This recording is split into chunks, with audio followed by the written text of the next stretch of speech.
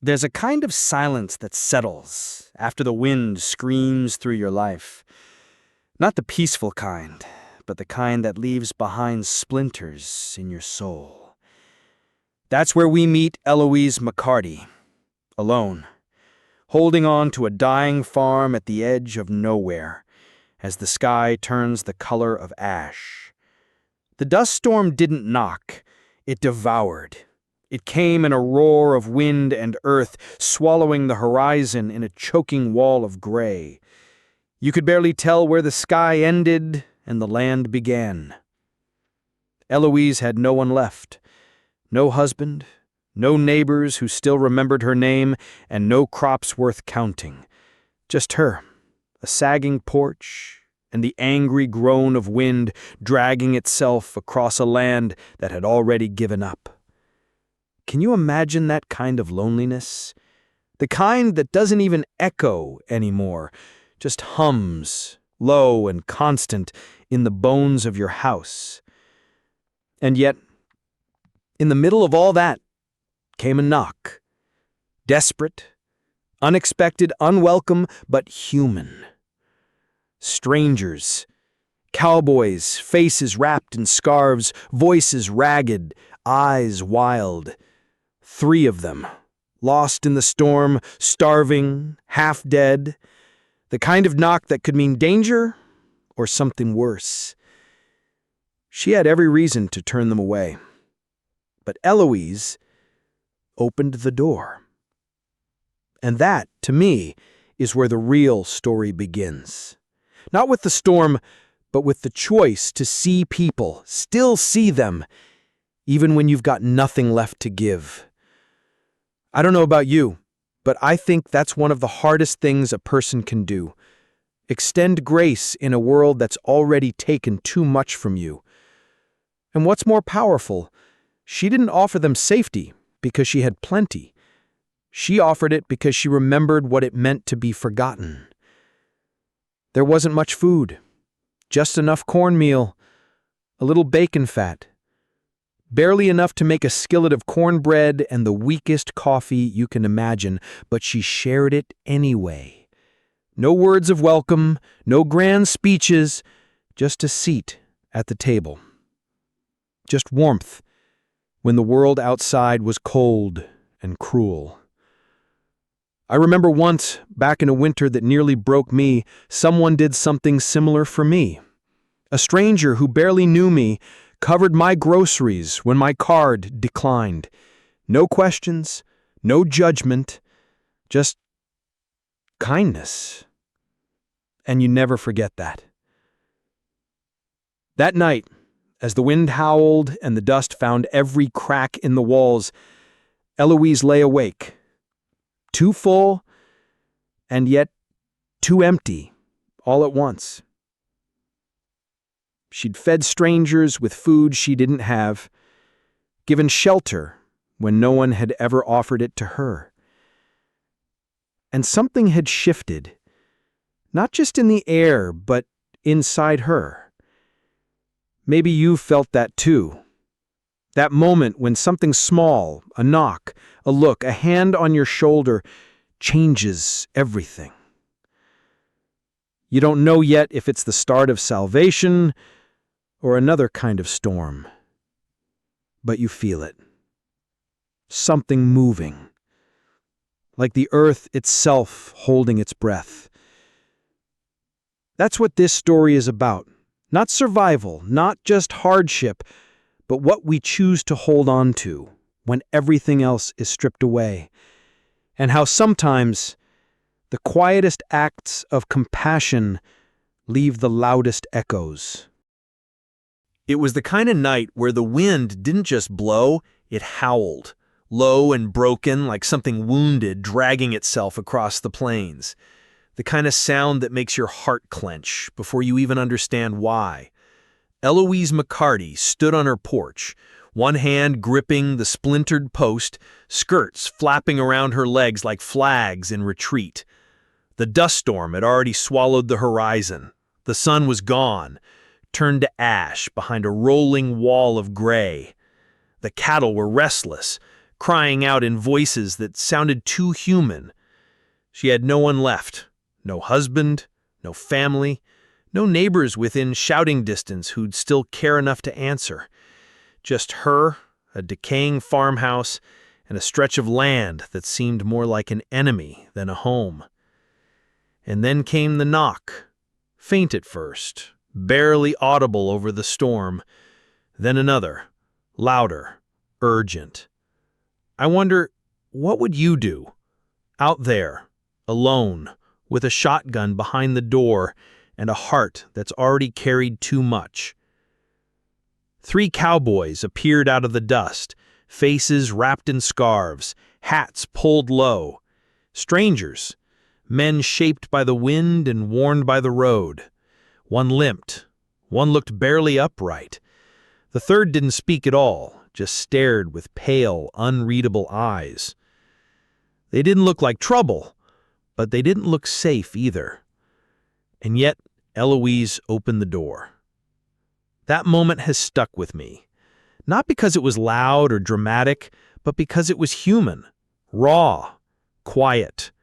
A simple act of courage when the world had given her every excuse to close herself off. Inside, she barely had enough food for herself, a bit of cornmeal, some leftover bacon fat, coffee so weak it was more memory than flavor. But she shared it. She didn't ask questions. She didn't demand names or promises. She cooked. She offered what little warmth her home had left. You know, I think we underestimate how radical kindness can be when it costs something.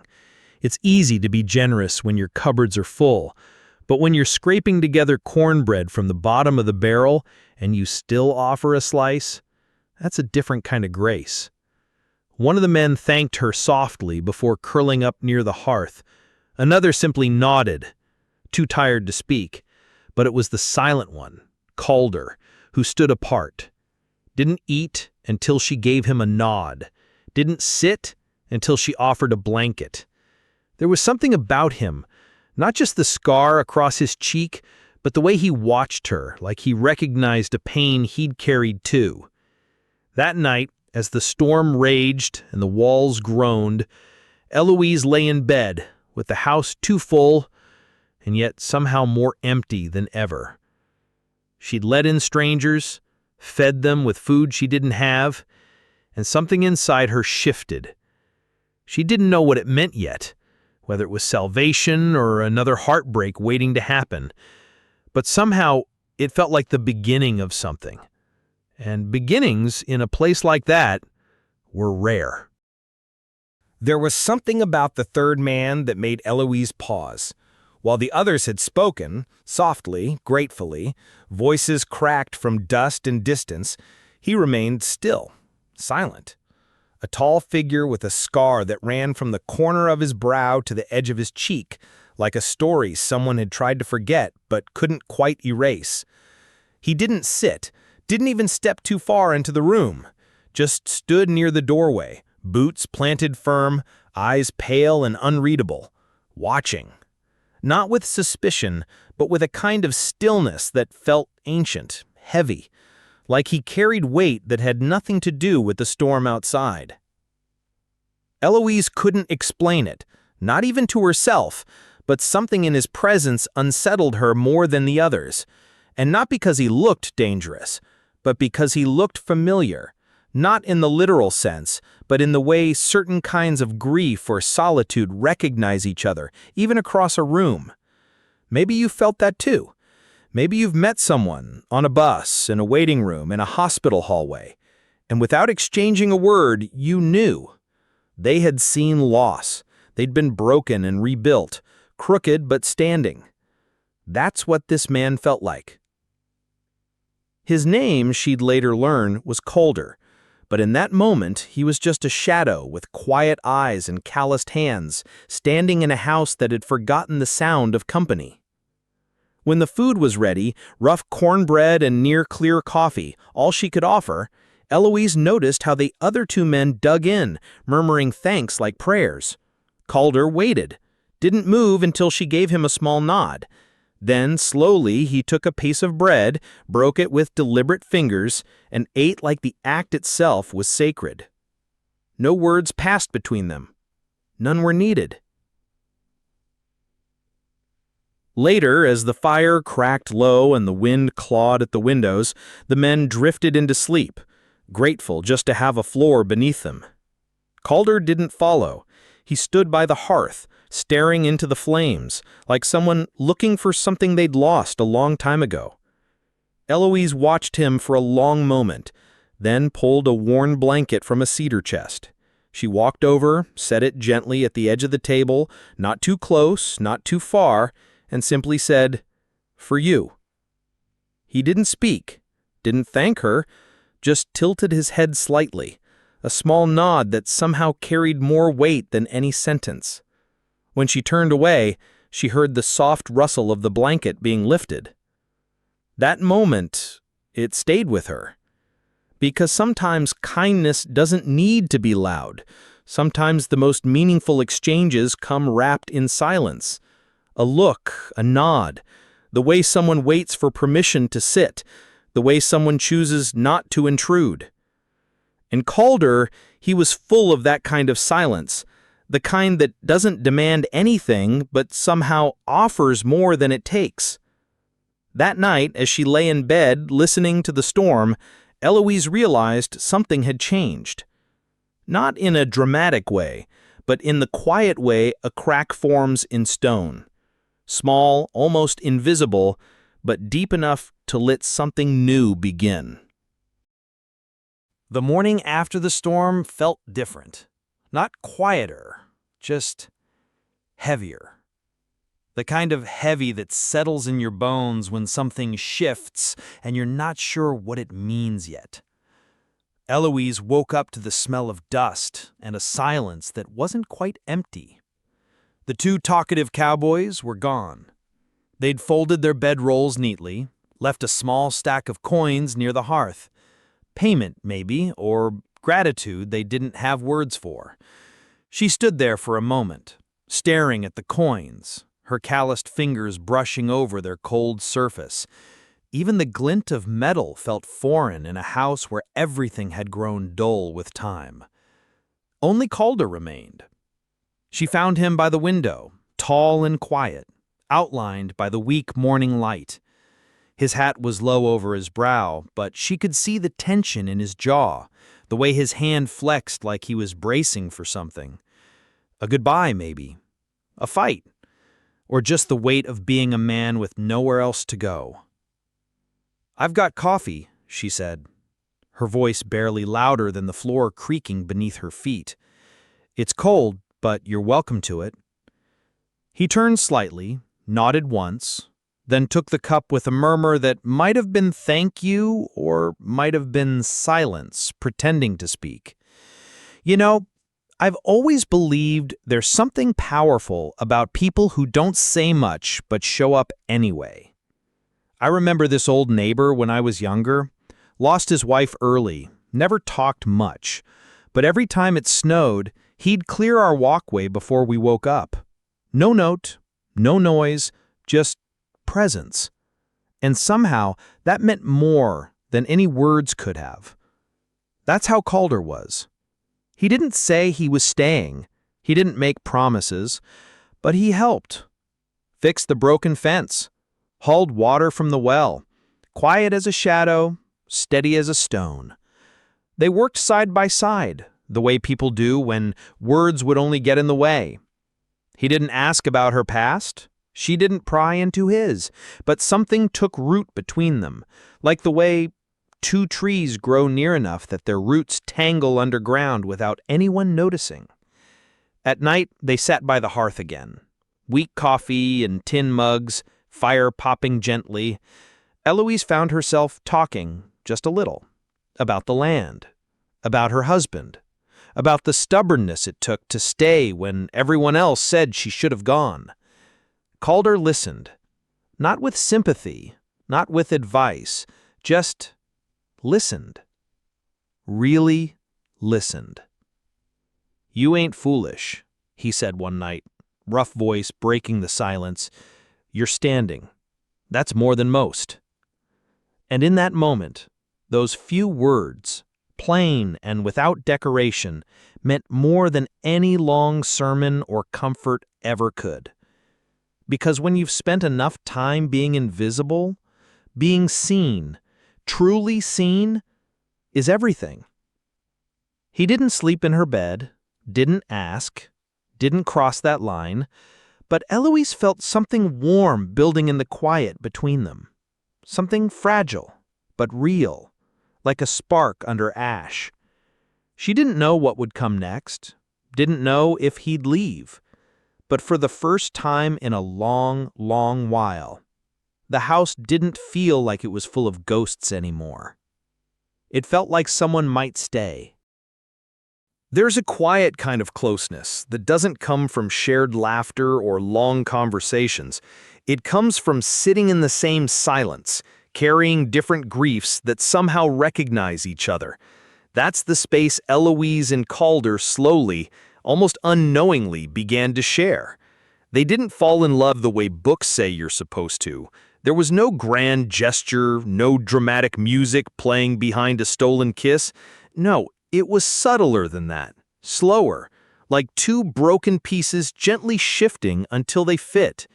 It happened over evenings by the fire, where the coffee was weak, the silence thick, and the wind outside still sounded like it wanted to swallow the house whole. Eloise would speak, not much, just bits of memory. About the cattle, about the land, about her husband Samuel and the storm that took him. How he'd gone out trying to save one frightened steer, couldn't bear to leave it behind, and never made it back. She said it like a woman who'd rehearsed it alone too many times but never really told it out loud. Calder didn't interrupt, didn't reach out or fill the space with sympathy.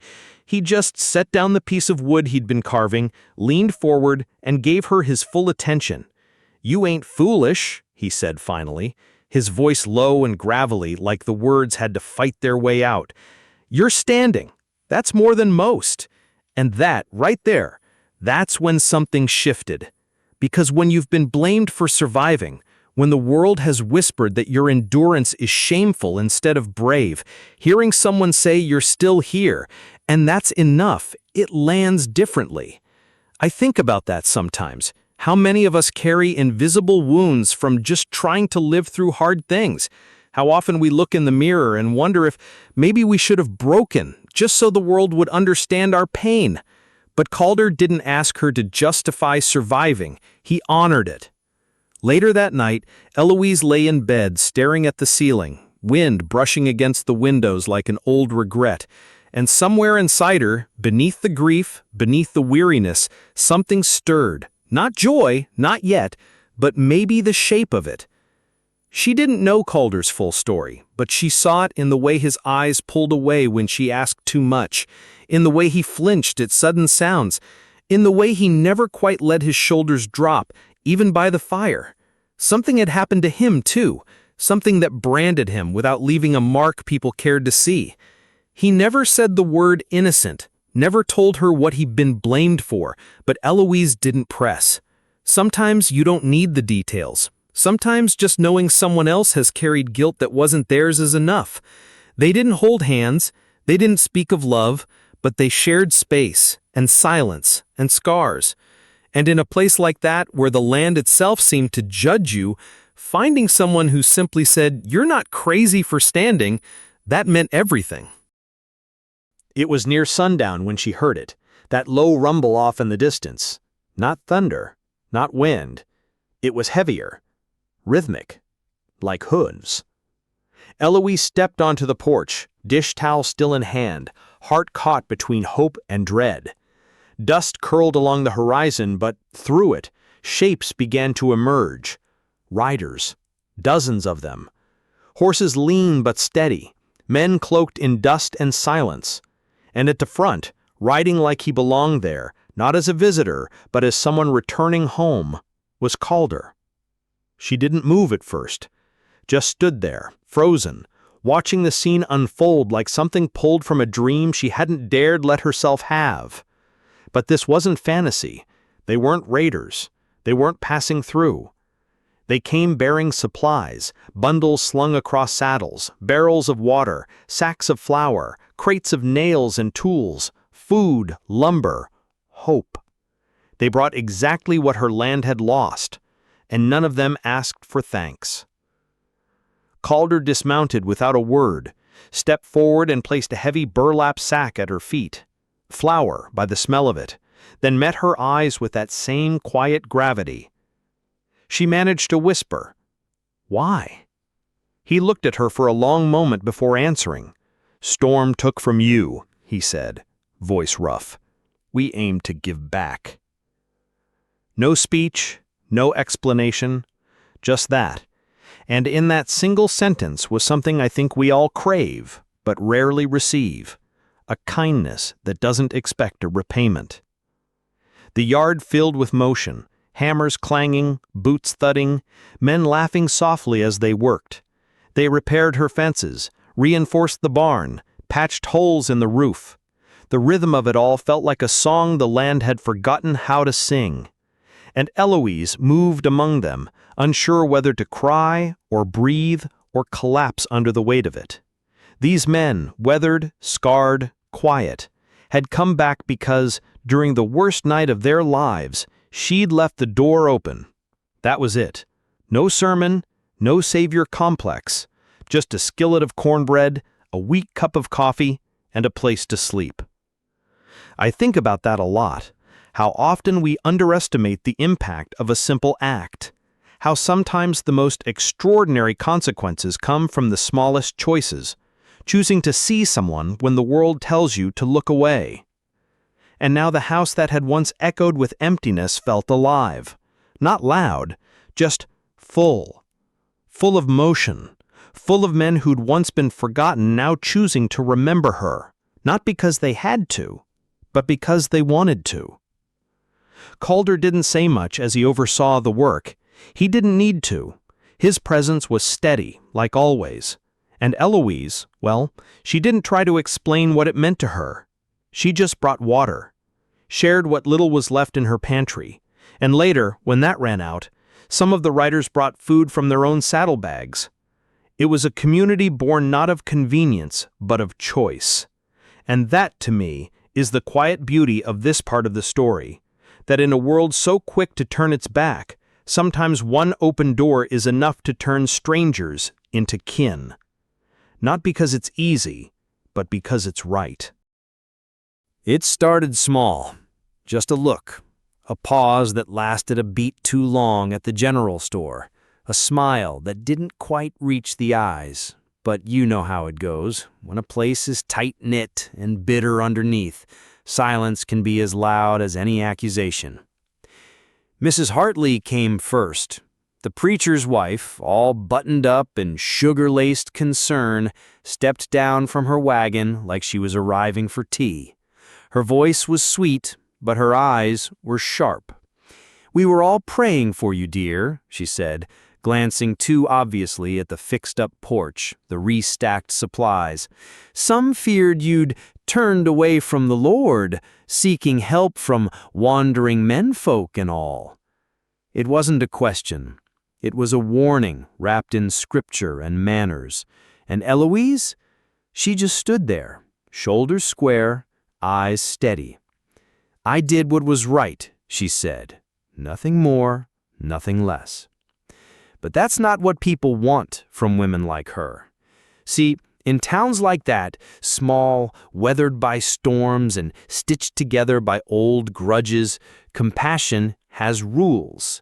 It's only okay when it's respectable, quiet, neatly approved by the right families, the right Sunday pews. Eloise had broken that unspoken code. She let strangers into her home, fed them, sheltered them, and worse, they came back. And so the town turned. Not with torches, that would have been too honest. Instead, it came in whispers, in scales tipped just enough to bruise. The storekeeper, Mr. Delaney, weighed her flour twice and charged her more. The blacksmith, who used to nod politely, barely acknowledged her now. Even the kids, Kids who once waved as she passed looked away, coached by mothers who held their arms too tightly. No one said her name out loud, but they didn't have to. I don't know if you've ever felt that kind of quiet rejection, the kind that seeps in slow, like cold under the door. I remember once, after my mom left my dad, how people stopped inviting us over. Not because we'd done anything wrong, but because we were uncomfortable. A reminder of something fragile. That's what Eloise had become, a woman who made other people question their comfort. And for that, they punished her. At night, she lay in bed and stared at the ceiling while the house settled around her like a question no one wanted to answer. She had survived the storm, fed hungry men, rebuilt a broken place, and yet the town saw shame, not strength. But here's what I love about her. She didn't apologize. She didn't shrink or explain or twist herself into something easier to digest. She swept her porch, tended her land, kept the coffee hot for the one man who had stayed. Let them whisper, she thought. Let them stare. Because sometimes doing what's right means losing your place in the crowd. And sometimes the loneliest part of doing good is knowing you won't be thanked for it. But you do it anyway. Some nights, the silence was the loudest thing in Eloise's house. After the men rode away, after the whispers thickened, after the storekeeper weighed her flour twice and the children stopped waving from across the road, there were long, hollow hours where even the ticking of the old clock sounded like judgment. The town had made its choice. It didn't shout, it didn't confront her outright. It just stepped back, cold and quiet, and let her feel the empty space where immunity used to be. And still, she didn't regret it. That's what struck me most the first time I heard her story. Not that she was alone or that they turned on her, that happens too often to people who step outside the lines, but that she chose to stay kind, to keep her door open, to keep being decent even when decency wasn't returned. You ever felt that kind of isolation? The kind where you do something good, something deeply human, and instead of gratitude, the world turns colder. Like the cost of compassion is exile? Eloise knew that feeling well, but she wouldn't bend, wouldn't twist herself to fit back into a mold that never really held her to begin with. She'd spent too many nights feeding ghosts, too many mornings working land that gave nothing back to start apologizing now for being alive, for choosing mercy. She didn't talk about it much, not to Calder, not to herself, but you could see it in the way she moved, steady, deliberate, in the way she swept her porch, not because she expected visitors, but because it mattered to her, in the way she looked at the horizon each evening, not hoping the town would forgive her, but daring it not to matter anymore. There's something deeply brave about that, isn't there? Holding on to your own sense of right when the crowd turns their back, not out of pride, not for attention, but because it's who you are. Because even if the whole world tells you to harden, you choose not to. I remember a woman I knew growing up, single mom, worked 2 jobs, barely had enough for her own family. But she always made room at her table for one more plate, a neighbor's kid, a cousin passing through, and she told me once, if kindness costs me, then it's real. That's how I think of Eloise. She wasn't trying to prove anything. She just refused to let the world's bitterness decide the shape of her soul. So when Mrs. Hartley clucked her tongue or Mr. Delaney avoided her eyes, she didn't flinch, didn't explain, didn't give them the satisfaction of shame. She simply stood, shoulders square, heart open. And somewhere deep inside that quiet resolve was a truth we all need reminding of. You don't have to be accepted to be right. You don't have to be praised to matter. And even when the silence grows thick around you, it's okay to keep choosing compassion, because in the end, that's the part of you they can't take. The sun was just slipping behind the hills when she saw him, a figure, at the edge of the fields, walking his horse slow through the settling dust. No thunder, no grand return, just a quiet shadow against the fading light. But Eloise knew. Even from that distance, she knew it was him. Called her. Her breath caught in her chest as she stepped off the porch, hands trembling more from memory than fear. He looked thinner, wearier. Dust clung to him like a second skin. His shoulders slumped like he'd been carrying something the whole way there, and maybe longer. He didn't speak right away, just removed his hat and held it against his chest like he was at a graveside. And maybe he was. Maybe part of him had died somewhere along that road. "You came back," she said softly. He nodded, a simple gesture. No apology, no excuse, just presence. After a long pause, he finally spoke. "Trouble follows me." His voice was rough, quiet. "Figured you ought to know." She didn't flinch, didn't ask him to leave, just waited. "There's a town, Dry Creek," he went on, eyes down. "They pinned a crime on me, something I didn't do. Didn't wait for trial, didn't believe my name. I ran." He didn't offer the kind of defense most men would. No long backstory, no anger, just the truth, laid bare and broken. I think about that moment often. How hard it must have been for him to come back knowing what weight he carried. And how easy it would have been for Eloise to close the door, to protect herself, to say, "Not my burden." But she didn't. Instead, she crossed her arms, studying his face, not looking for lies, but looking for something real beneath the dust and guilt. "Do you regret running?" she asked. His jaw tensed. "No," he said. "Only regret leaving folks behind who didn't deserve it." That line, it hit something deep. Because haven't we all at some point carried a truth we knew no one else would believe, or made a choice that kept us safe but left someone else behind?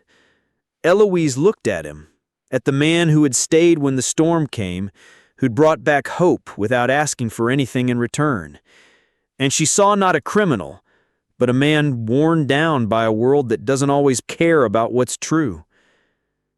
"I can leave," Calder said, barely above a whisper, "if you want me to." And here's the part that stayed with me. She didn't hesitate, didn't ask for proof, didn't weigh risk against reputation. She just stepped closer and said, "No."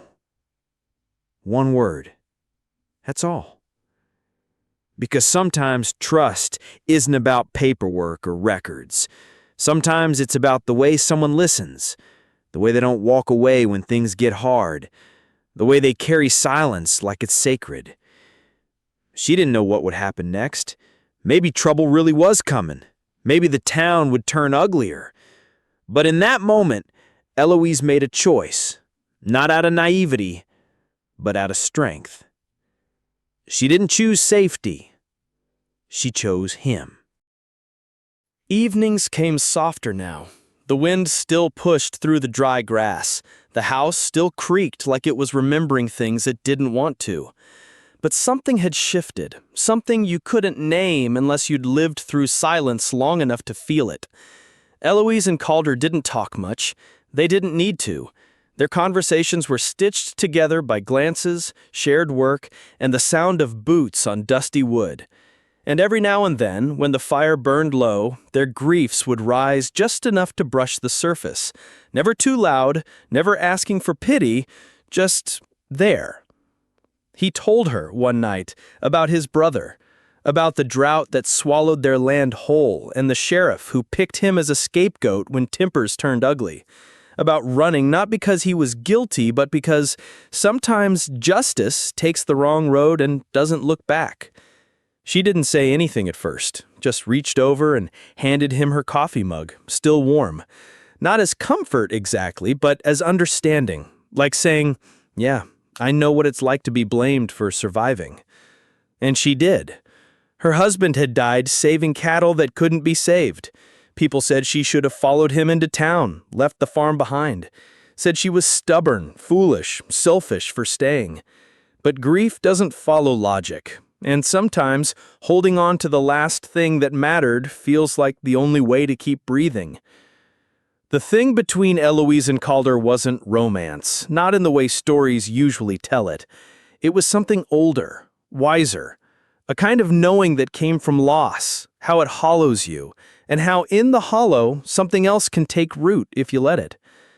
There was one night, the fire low, the house quiet except for the settling of beams in the roof, when he looked at her for a long moment, the kind of look that doesn't ask for anything but waits for permission. "If you want," he said, voice low, a little rough around the edges, "I'll stay." Just that. Not a vow, not a promise he couldn't keep, just a choice, laid out plain. And that's what made it matter. Not the words themselves, but what they held underneath. Every mile he'd ridden to return, every door that had shut on him before hers opened, and every hour of silence where no one had waited for him. You ever had someone say that to you? Not in desperation, not out of obligation, but out of calm certainty. "I'll stay if you want." It's rare, it's vulnerable, and it means everything. Eloise didn't answer right away. Just let the words sit between them, let the weight of them settle. And then, slowly, she nodded. Just once. It was all she needed to say. Because sometimes what we're really looking for isn't rescue, it's someone who sees the wreckage and doesn't turn away. Someone who offers presence, not escape. And that night, in that small farmhouse half buried in dust, she knew. She wasn't standing alone anymore. It happened just before dusk, the kind of dusk that stains the sky in bruised gold and dust. Eloise was on the porch, hands rough from work, apron still damp from washing. And then she heard it, the thud of hooves, slow, heavy. Too many to be passing travelers, too quiet to be anything but deliberate. Over the rise came a line of riders. Reverend Hartley led them, riding tall and stiff-backed like he was delivering judgment straight from the heavens. Behind him were the others, Delaney, the storekeeper, two ranchers she recognized but hadn't spoken to since Samuel's funeral, and a handful of boys trying to look like men. And then she saw it, a rope, coiled and swinging from the Reverend's saddle horn. No one needed to say the word. She knew what it meant. Her heart didn't race. It slowed, like everything inside her settled, anchored. Because when fear becomes a familiar neighbor, it loses its edge. What you're left with is choice. Calder stepped outside beside her. Not in front of her, not behind, beside. He didn't reach for his rifle, not yet. He just looked at the men lined up in her yard, then glanced at her like he was checking. "You ready?" Reverend Hartley tipped his hat, but there was no kindness in the gesture. "Eloise," he said, loud enough for the others to hear, "you've been warned. Hand him over. We'll do what needs doing and you can go back to your life." She didn't answer right away. Just studied them. The horses, the set jaws, the twitchy fingers near holsters. Men who had once shaken her husband's hand, men who had watched her carry her own roof through 2 winters and hadn't offered a single nail. Now they came with a rope, claiming righteousness. She stepped forward. Not much, just 1 step, but it was enough to make them shift in their saddles. "I am living my life," she said, voice even. "You don't get to tell me how." One of the younger riders muttered something. Delaney grumbled, but it was Hartley who held the line. "Don't be foolish, girl." That's when Calder spoke. Not loud, not angry, just steady. "You'll have to go through me." And suddenly the wind changed. Just a little, but enough. Because here's the thing about mobs. They don't expect resistance. They feed on fear, not conviction. And when faced with two people standing side by side, unshaken, not pleading, not even raising their voices, they start to doubt their own story. One by one, the eyes dropped. One of the boys turned his horse, then another. The rope still hung from the reverend's saddle, limp and useless. "You'll regret this," he spat. Eloise almost laughed, not because it was funny, but because it was so familiar, that old tune people hum when they're losing power. She didn't blink. "Then let me." They rode off without fanfare. No gunshots, no last words, just dust and distance. And when it was quiet again, when the tension slipped from her shoulders like an old coat, Calder looked at her, not with surprise, but with something else. Respect. Maybe something more. And in that silence, standing on her own porch, Eloise knew she hadn't just protected him. She had chosen herself. The air between them and the mob was razor thin, dry, tense, still humming with the echo of what had just been said. They'd come with fire in their bellies and rope in their hands. Reverend Hartley, Delaney, the ranchers, the boys with something to prove.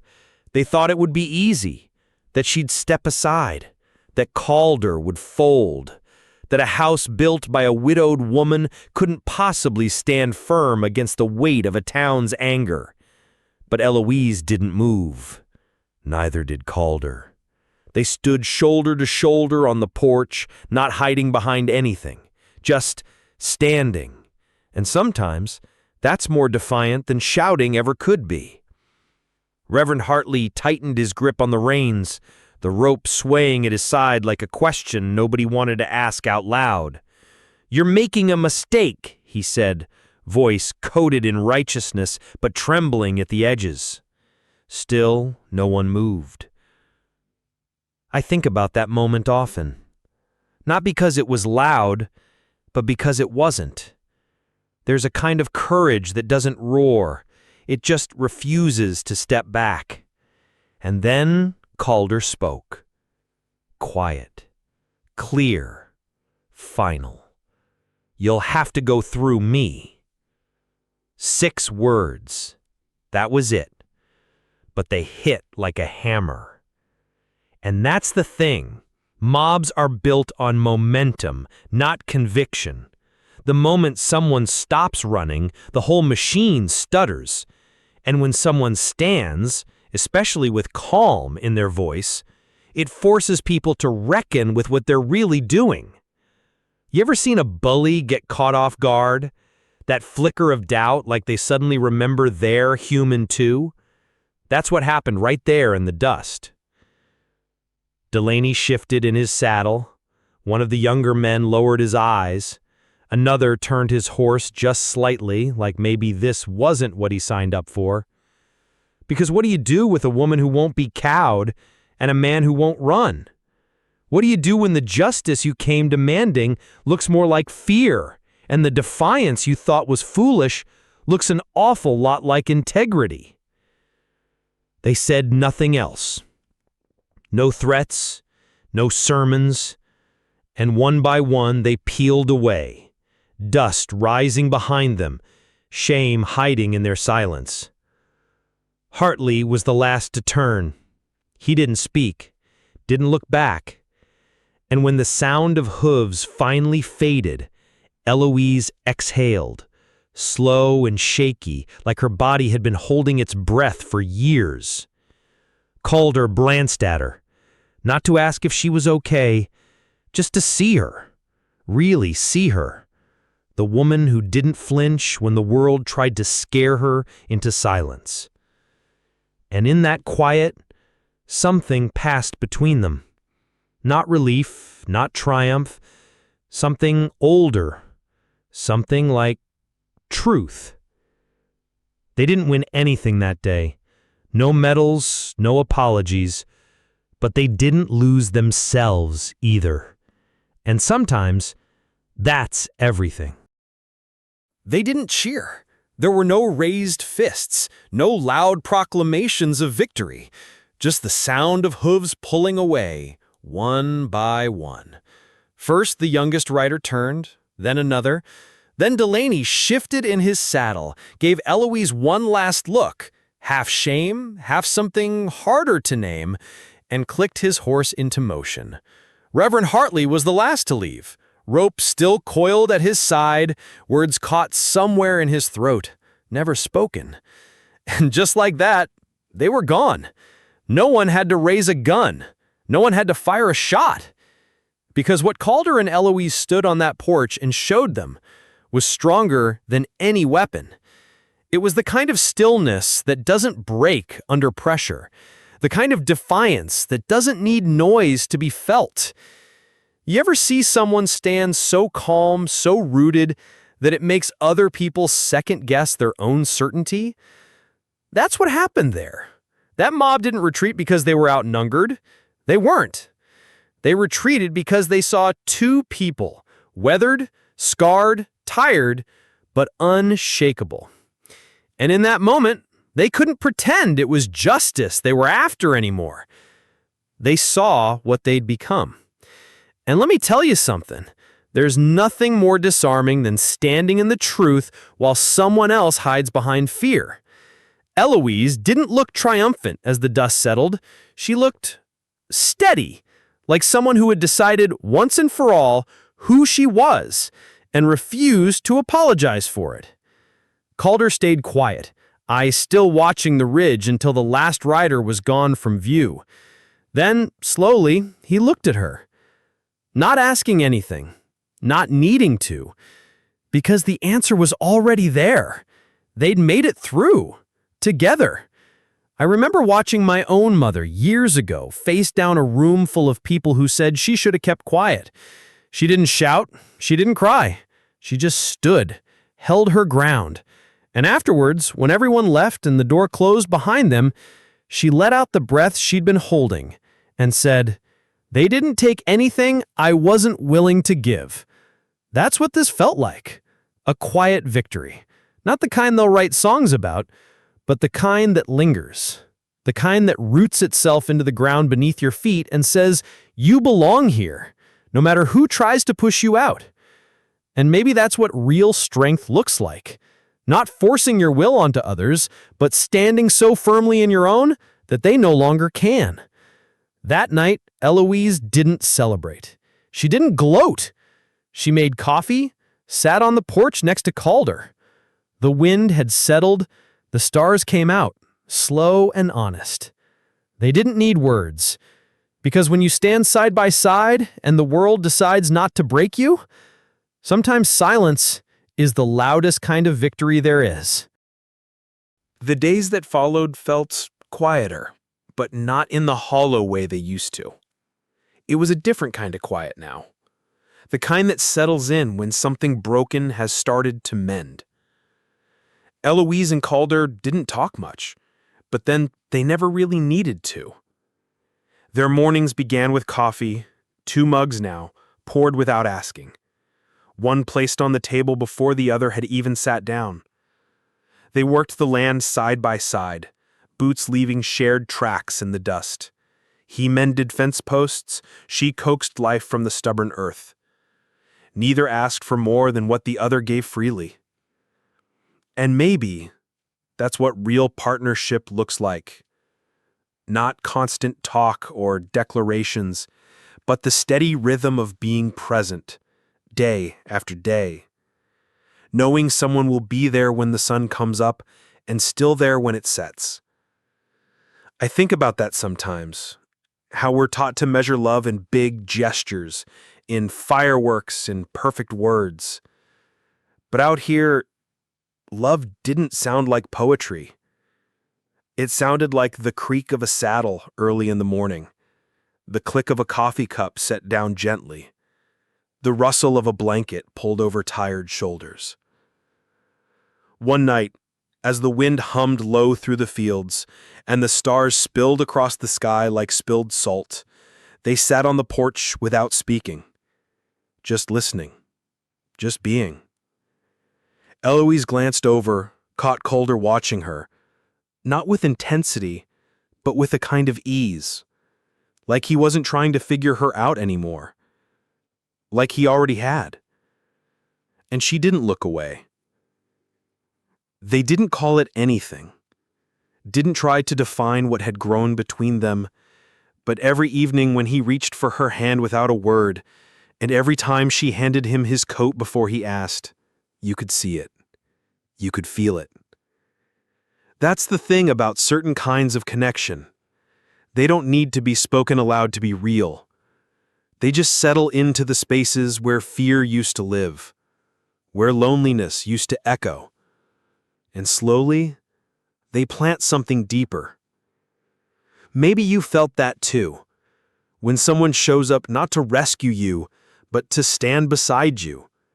Not to fix your pain, but to carry it without question.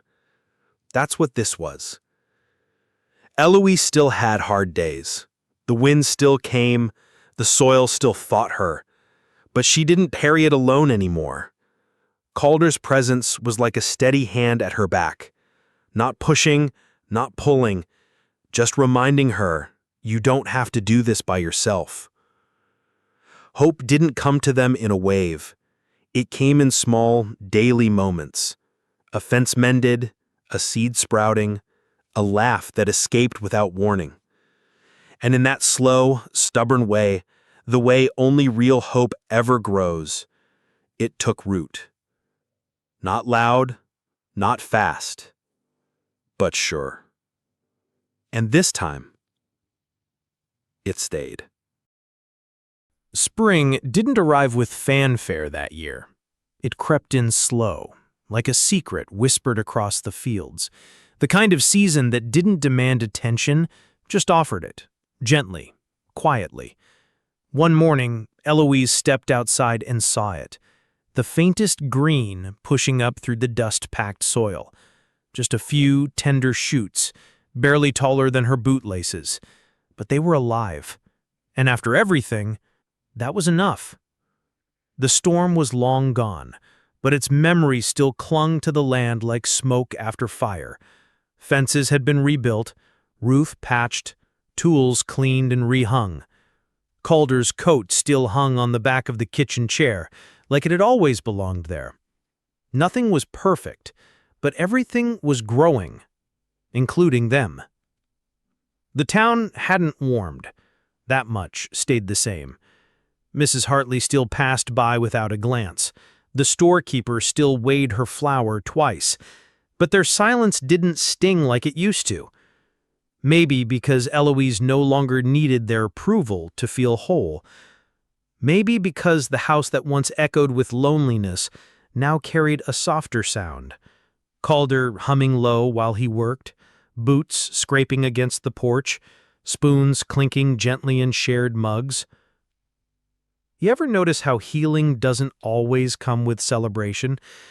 Sometimes it just shows up in the ordinary, in the way a place begins to feel different even if it looks the same, in how the dust settles but doesn't cling the same way, in how you stop bracing for loss and start hoping for one more day like this one.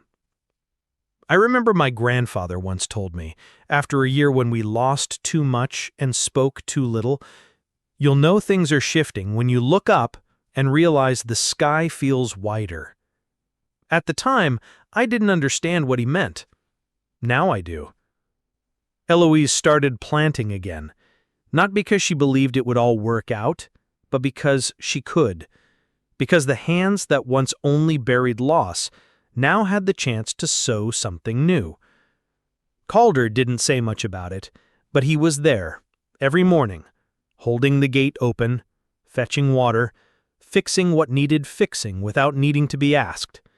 Their connection didn't need explanation. It was visible in the way he looked at her when she stood in the field at sundown, her arms wrapped around herself, not from cold, but from wonder. Because it was a wonder. That after all the pain and judgment and silence, there was still this, a beginning.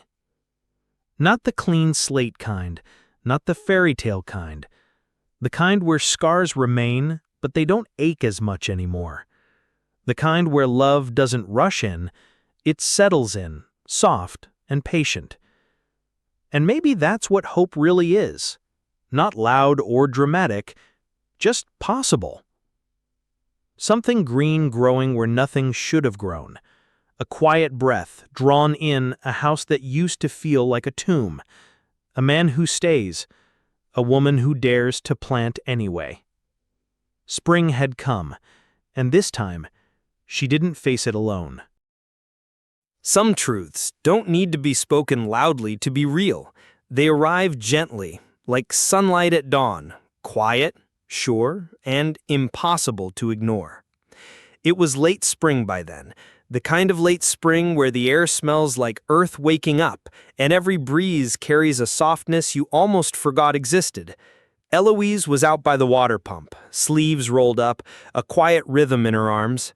Calder was mending the gate. The same gate he'd fixed twice before, though it didn't really need it this time. They'd gotten used to this rhythm, not just working side by side, but being side by side. No explanations, no performances, just presence, the kind that settles in your bones and makes you feel, maybe for the first time in a long while, safe. That evening, they sat on the back steps with their boots off, watching the light slip across the field. There was no urgency to the quiet, no ache to fill the silence, just space. Calder turned to her, slowly, almost like he wasn't sure if it was the right moment. But when you've survived storms together, you stop worrying so much about the right time. You just say what matters. "I've been thinking," he said, low, steady. "If it's all right with you, I'd like to stay, for good." He didn't look at her when he said it, just down at the dirt, as if the words might scatter like seeds if he didn't hold them gently enough. Eloise didn't blink, didn't flinch.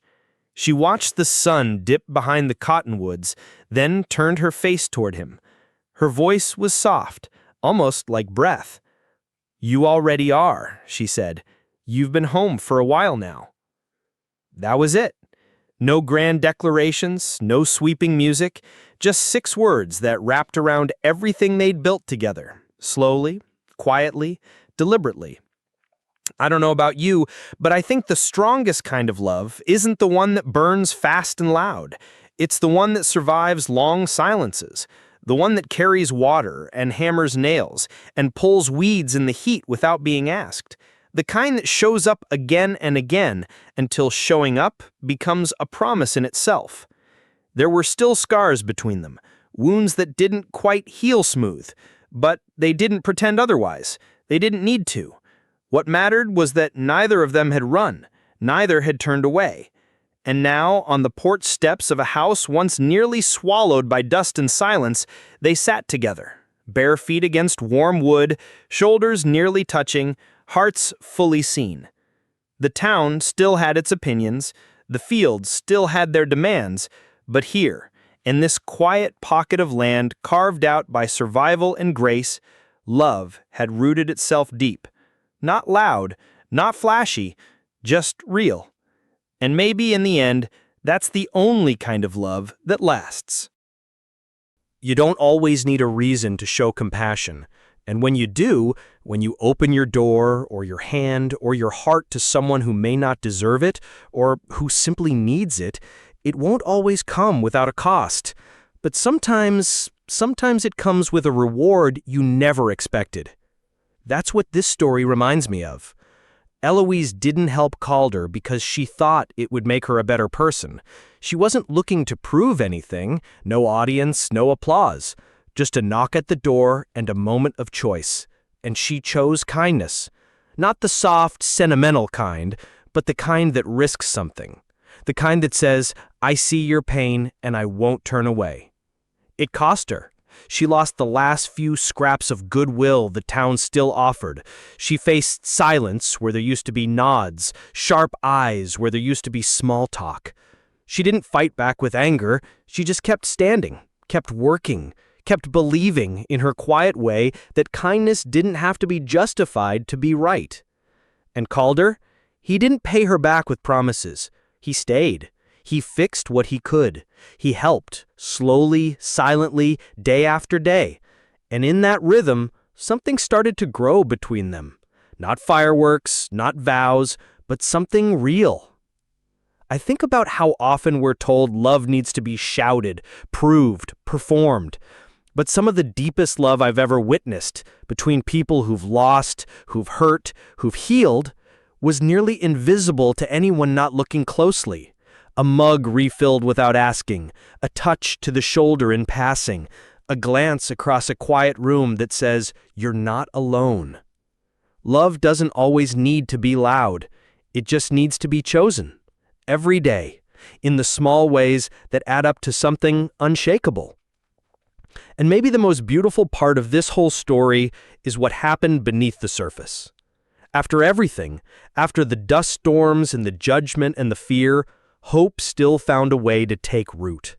Right there, in soil that had once seemed dead, in a house no one visited, in two people the world had nearly written off. Hope didn't show up like a miracle. It showed up like a sprout, like a gate that no longer squeaked, like a man who stayed and a woman who believed he would. Have you ever seen something bloom where you thought nothing could grow? That's what this was. A quiet kind of miracle. Rooted in kindness, watered by endurance, and lifted by love that never needed to announce itself to matter. Because in the end, maybe that's the real truth. Compassion may not come with guarantees, but it always plants something, and with enough time and enough heart, it just might grow into everything you need.